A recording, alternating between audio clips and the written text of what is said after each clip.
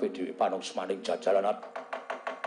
Kowe wani gendak sikara, kowe wani nyuwara elek karo Kanjeng Prabu Ndorowati. Kowe nyawang ora aku sapa? Lho. Iki piye ta iki? Sone iki nek dapukane ra apal takon sutradarane. Kok takon aku sapa? Lah kowe iki Sencaki. Wong kok ora ngerti karo dapukane. Aku sapa? Senopati Ndorowati. Sapa sing wani karo Koko Prabu Ndorowati tandinge Setyaki? Yen ngono kowe wani karo Setyaki. Nuwun sewu nggih, Mas. Ratu Gustimu wis tak tantang apa meneh ming sak ngisore. Kowe iki senopati, kowe iki sak ngisore ratu. Jelas wedi aku. Kita iki jelas wani aku ora ana wedine Bagong ora ati karo sapa-sapa. Yen ngono wani harus Setyaki sing tak wedeni apamu. Metu jaba. Piye? Metu jaba. Gong tak tutuk sirahmu kowe. Iki peresmian masjid ora cemongan cangkeme. Aku kan metu njaba. Gelem ora gelem ya. Sasake apa kok. Terserah lah pokoke. Manut aku pokoke. Metu njaba metu apa? Ayo legandang dereng metu njaba tututi Raden Setyaki.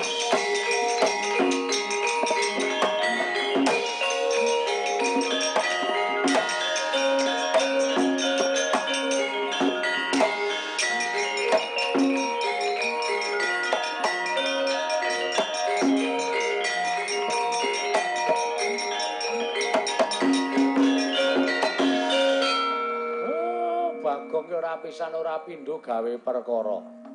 Aku gah nek kon ngewangi perang musuh Ndara Sencaki.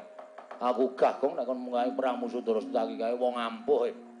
Ora usah do melu-melu. Tak lakonane dhewe. Kowe kalah. Sing ngomong sapa, Pak? Giri Lusi jalma tan kena kinira. Cacing kae kala mangsa iso tekan pucuk gunung, mula aja sok ngembe karo wong, aja sok ngilani karo wong. Aja tok sawang blegere ming wujud Bagong kaya ngene. Sawangan, Pak. Aku ning alun-alun. Alun-alun ngendi arang kadempel kok alun-alun? Lapangan bal-balan. Aku gelut karo Sencaki kalah trima suduk salira. Nek pancen wani kowe nututana Sencaki. Sik. Lho. Kok sik piye? Awak dhewe jane ndek jagon. Lho. Sapa jagone? Ki do ngopo ya ning mburi iki? Ngandel ora. Iki mbakoku. Malah go uduk-udukan.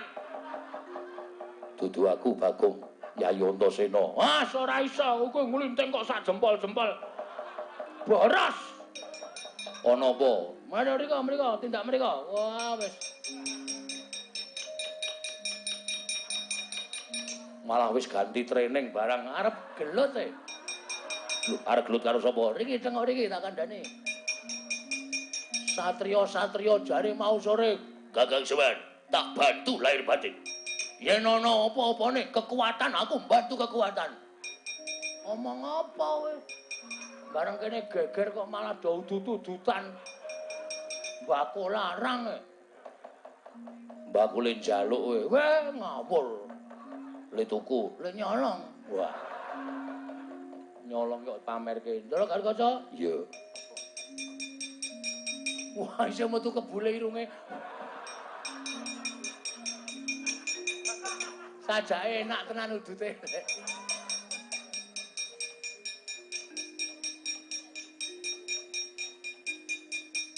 Lega? Yo. Do tak perintah do manut e. Dadi lakon bengi iki. Aku kok dadi kong iki ta bentuke iki. Klerune jupuk e. Piye ning apa, Gong? Niki wau Sinuwun Ndarawati rawuh. Oh. Terus Sinuwun Ndarawati jebulna didombani karo Pulun Bathara Maningkem. Manik Maya. Saka Kahyangan Surabaya. Suralaya. Dukale mriki numpak pramek napa ora ngerti. Ning pokoke tekan kene utusan karo Sinuwun Darawati. Sinuwun Darawati kon nanjing kali Bapak Semar merga pukulun Bathara Guru rumangsa kawatir nek Semar niku ajeng bangun kayangan ngembari panguwasane ngiwang pikulun Bathara Guru teng Suralaya. Lho. Lah apa kakene Semar ora mblabari utawa ora matur marang Siwa Darawati nggone bangun kayangan iki ora bangun wujud papan sing magrong-magrong. Empun. Ning tetep Sinuwun Darawati ajre kalih Sing Bathara Guru dawuh karo Semar, tekaku ana ing papan kene supaya kowe murungake nggone bangun kayangan. Wah, Semar muring. Wah, iya. Oke kalau bangun kayangan lu, sampeyan iku kudune titis wis werna-werna bla bla bla bla. Ya. Nganti Samatra Sinuwun Darawati ngentut ngendikake nek nganti Semar ora murungake nggone bangun kayangan aku sing bakal murungake tratap sing mak tratap kula nesu maju mengarep terus Sinuwun Darawati tantang lho kowe nantang karo Sinuwun Darawati heeh ayo ben mangkel kok Semar arep dikaco terus iki Sinuwun Darawati nanti metu jaba Sinuwun Darawati metu ning jaba. Karo sapa kancane? Raden Janaka. Karo meneh Raden Setyaki. Sing ora trima Setyakine maju mengarep malang krek brengose obah kabeh. Aku ya ora wedi brengose ya tak obahke. Endi kowe ora dibrengos kok? Lah tutuk ndiase babon. Obah ndundun ngono.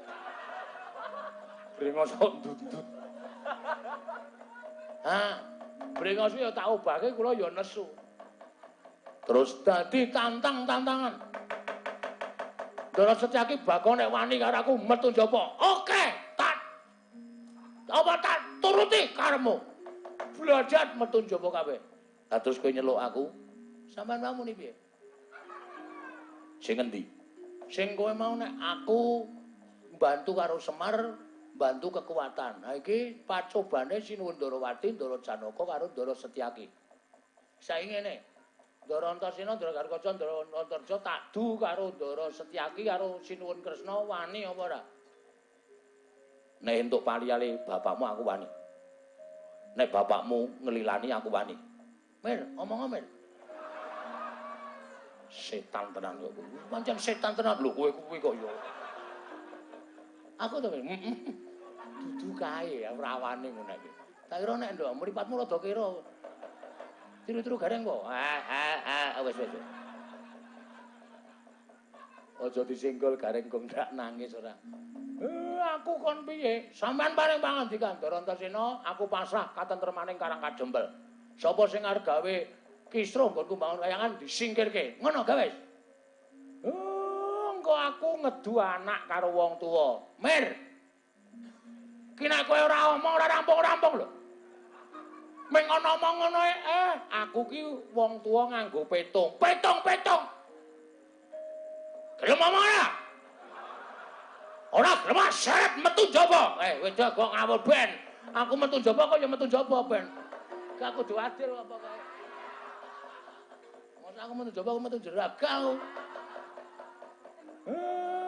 Ndara Antasena. Terus yuk. Ayo.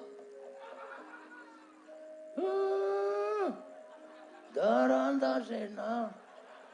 Kula pasrah katentremaning Karang Kadempel. Sinuwun Darawati mangundurke. Pun omong. Sing ngomong cangkemmu. Cangkemmu mbone ra jamak-jamak ketara ya. Ngerti. Ayo, Mas. Den. Nek pancen kudu kaya ngeten lakone nggih pun dilakoni mawon. Merga kula niku duwe saloka, sing becik bakal ketitik, sing ala bakal ketara. Nek Sinuwun Darawati duwe niat jahat, duwe niat ala karo Semar mesti ketara. Sampeyan nek belani karo tumindak sing apik diayomi karo Gusti sampeyan, Ndara.